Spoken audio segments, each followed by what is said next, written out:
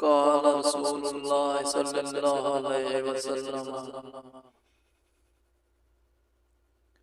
إن أول زمرة يدخلون الجنة على صورة القمر ليلة البدر ثم الذين يلونهم على شد قابض الريح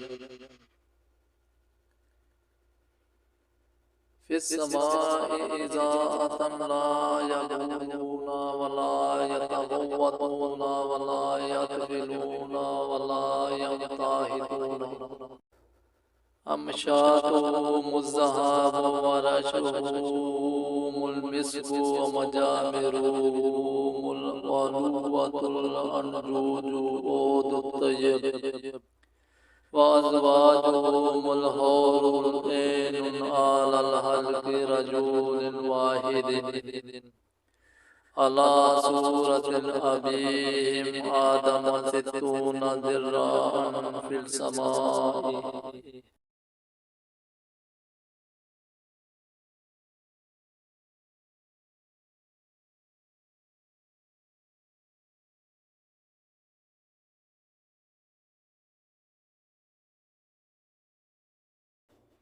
رسول اللہ صلی اللہ علیہ وسلم نے فرمایا سب سے پہلا گروہ جو جنت میں داخل ہوگا ان کی صورتیں ایسی روشن ہوں گی جیسے چودھویں کا چاند روشن ہوتا ہے.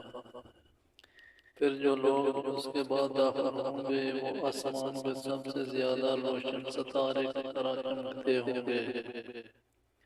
نہ تو ان لوگوں کو پیشاب کی ضرورت ہوگی نہ حاجت کی، نہ وہ تھوکیں گے نہ ناک سے علائش نکالیں گے.